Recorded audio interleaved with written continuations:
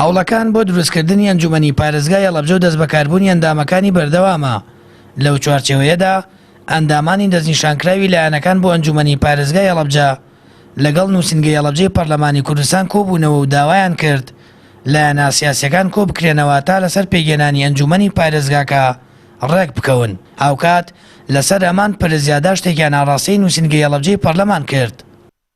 پارێزگای هەڵەبجەوە بۆ ئەوەی جارێکی تر دانووسانەکان لە بینی لایەنە سیاسیەکانە دەست پێ بکاتەوە و ئەو کێشە و گرفتانەی کە پێشتر هەبووە و ئەو ئاستەنگانەی کە پێشتر هەبووە بتوانن لە دەستپێکردنەوەی دانووسانەکانە جارێکی تر باز بن بەسەر و ئاستەنگانە و میکانیزمێکی تازە دابنێت و ناویکانی دەکان ڕێک بخرێتەوە هێستا جەم لایەنە سیاسیەکان و بنێرێ بۆ ئەنجومەنی وەزیران و ئەنجومەنی وەزیرانیش بڕیاری دەرکردنی دامەزراندنیان بۆ بات و پارێزگای هەڵەبجەش ئەنجومەنێکی هەبێ وەکو سەرجەم ئەنجومەنەکانی تر.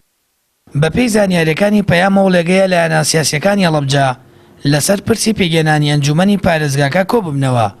هەموو حیزبەکان ئامادەیان نیشاندا و بەشداری کۆبوونەوەکە دەکەن، هەرچەندە وادە و ئاسۆی کۆبوونەوەکە دیار نییە، بەڵام ئەمەش بە هەوڵێکی نوێ دەزانرێت بۆ ئەوەی ڕێکەوتنێکی نوێی لایەنەکان بۆ پێگەێنانی ئەنجومەنەکە واژۆ بکرێت.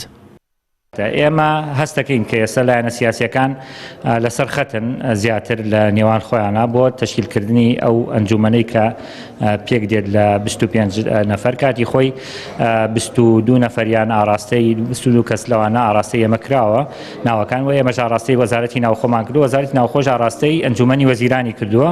چاوەڕێی ئەو وسیانی نیە ئەگەر هەر گۆڕانکاریەکە بێ و لایەنە سیاسیەکان کۆبوونەوەی خۆیان ئەنجام بدەنەوەی ئەمەی لێ ئاگادارکەین. ئێمە بە هەموو شێوازێک پاڵپشتیان لێکەین چونکە زۆر زەرەری سلبی یاوە لە بەرەو پێشچوونی کارەکانی پارێزگای هەڵەبجە و هەندێک لە ڕێکارەکان بەتایبەتی بە دیاریکردنی بەڕێوەبەرگشتیەکان بە ڕێکاری نایاسایی ڕۆشتووە کە کەسەکان دیاریکراوە پێویستە مەجرای خۆی بەرگێت. ڕۆژێکی مێژووی گرنگە چونکە لە جێگەیەکی پیرۆزدا کە سیمبولی شەهیدانی هەڵەبجەیە.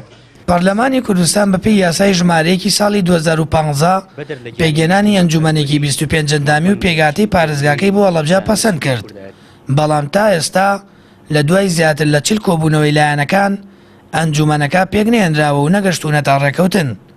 وەک هەمیشە هۆکاری ڕێکنەکەوتنەکان بۆ ئەردوو حیزبی دەسەڵاتداری هەرێمی کوردستان پارتی وێکێتی دەگەڕێتەوە، بە جۆرێک پارتی بۆ مەرجە قایل دەبوو قایمقامی قەزای هەڵەبجە بەرئەوام بکەوێت، بەڵام یەکێتی بە هیچ شێوەیەک ئامادە نەبووە و پۆستا ڕادەستی پارتی بکات.